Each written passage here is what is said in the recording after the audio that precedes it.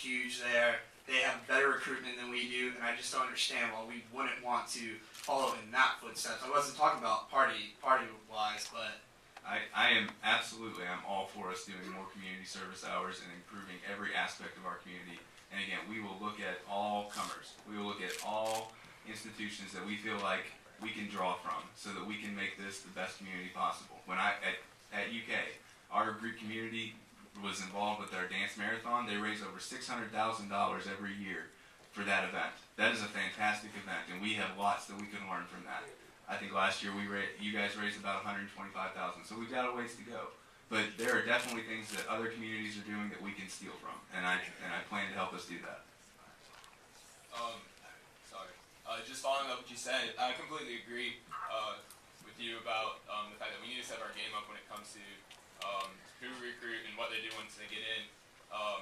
We're all up here, where the three of us are up here and the two that are in class, ready to take y'all's opinions, what our fraternities want, not just our presidents, everybody in their chapter, and really make it work and really make y'all get what you want out of your fraternity experience. We just need as much help as we can get. It's a little, I don't know, it's a lot of pressure when sometimes we feel like it's just us, and then back and forth when honestly, like, we need y'all's voice to be heard more than anybody's, so we appreciate that. We have about 15 minutes left, so in the spirit of allowing everyone to speak, I would like to, if you would, please state your suggestion or your question succinctly as you can. Okay. Adam Kess, president of Alpha Epsilon Pi fraternity. I also do campus tours. Today when I was giving a tour, I had a parent approach me and say, when I was promoting Greek life, he said, "Aren't you guys a bunch of drunkards?" And that's definitely not the image we want. So I look back at the numbers. Fall 2010, fraternity GPA 2.94, 14 hours of community service per member, $49 per member raised for philanthropy. Spring 2011, fraternity GPA 3.02, 17 hours community service per member, $97 raised per member. In my opinion, that looks like we're headed on the right track. I understand there were a few mix-ups in this rush, but I think as a whole, Greek life is headed in the right direction, and I think all this negative press is doing everything to hurt that. I don't understand why these numbers aren't being published better, and honestly, I'm tired of Greek life having a bad reputation, but it looks like we're doing a good job. And I am right there with you. And the more positive stories that we can share with the community, we plan to share them, and we are going to do our best to make this community look the best that it can, but we have to make sure that we're following the policies we have in place, Adam, and we talked a lot about that. Again, I've been here for 2 months and I haven't had a lot of chance to promote the positives of our community because this is what we got hit over the head with this week. And, that's what we've been dealing with. We've got to provide some time and some ability for us to promote the good things. This is the first week of class. This was not how any of us wanted to start. But we've got to be able to put the past behind us and move forward and focus on those positives and create the positives create more positives for our community. Work collectively so that we are supporting community service and philanthropy and scholarship and the values of our organizations. And just as a follow-up, I think that the longer bid day or whatever recruitment is postponed, that's less time that we have to do our community service. It's also more bad press that we are losing members over. Thanks. I have a suggestion on how to make the recruitment thing better.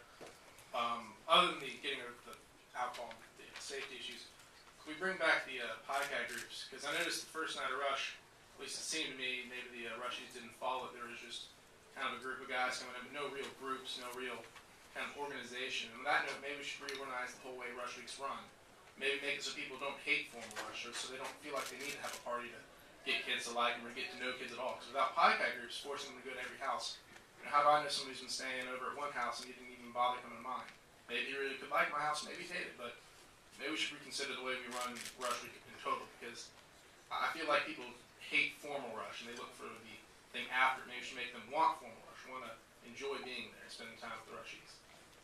Completely agree, and we will work with that. And I know Alex and Zach are both committed to taking your feedback about how this week went, especially the feedback on formal recruitment and the time that we organized and how that worked out for everyone. So thank you for that suggestion. Along with that statement, after recruitment last semester when I had no Pi Chis, that was the biggest change that I made. and I got a lot of positive feedback, and I got some negative feedback.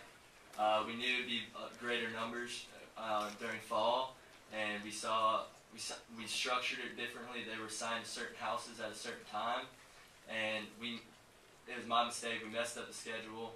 They were kind of wondering where they were supposed to go. I'll take that blame. But we can look at the pie guys again. We've had a problem with them in the past, pulling bids, things like that, not giving the bid because it's not their fraternity, things like that. So we have other problems to look at in that as well. So thank you. Dan from Theta Pi, and as the recruitment chair, I'm not going to sit here and let our fraternity get thrown under the bus. We did 100% dry recruitment. You were at our events.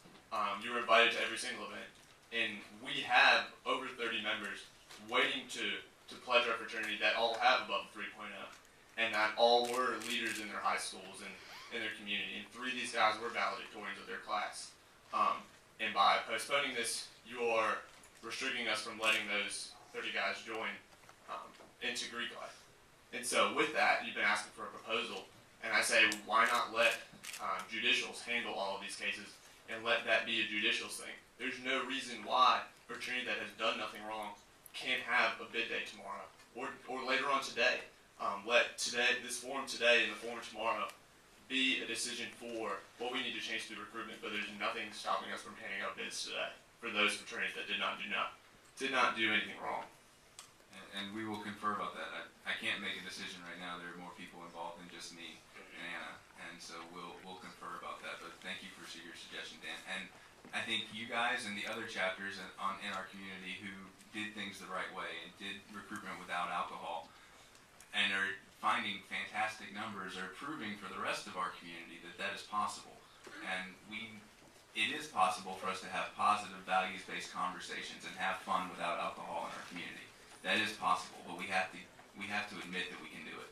Thank you, Dan. Dave Page, CSI. I just want to know what steps the university is taking to maybe adopt, instead of such a disciplinary model, more of a harm reduction model for our Greek life. Dry rush, that's also a really good idea, but also, sometimes I look across the board at sororities and they do a dry rush and they run it very thoroughly, and then the moment that the rush is no longer dry and they get their bids, I'm sure there's a couple trips to the hospital too.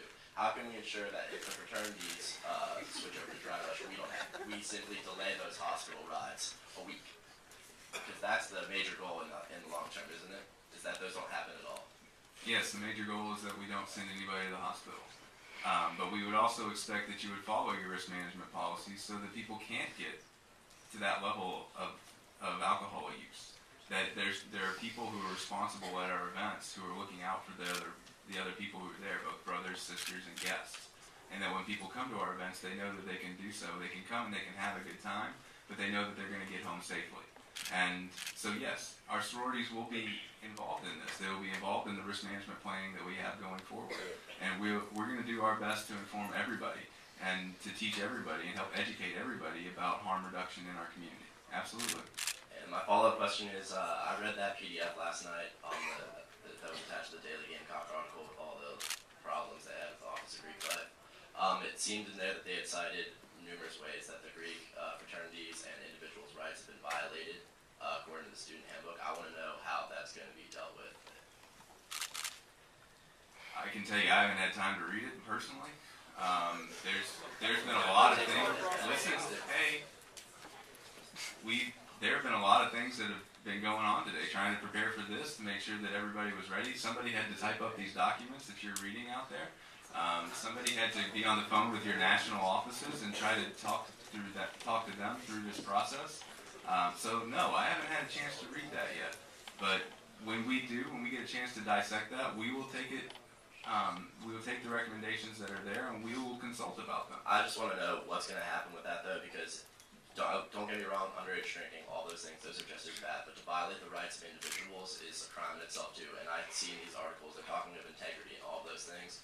And I think that some of the Greek life, their absolute power has gotten them a little corrupted, absolutely, in the sense that they've just been able to do things and no one would look back at it. And now that was out there, it's literally cited in numerous places. You really might want to take a look at the stuff. And it says where the rights were violated, according to which codes, and I think there should be some consequences for that.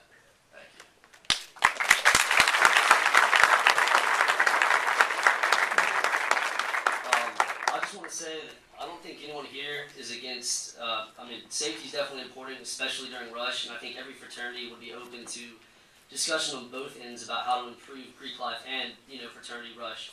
But I do think it needs to be acknowledged that similar incidents have occurred throughout the years for rush for decades, and that with such a long-standing, deeply rooted issue, I think that it needs to be much more of a gradual solution. That there needs to be a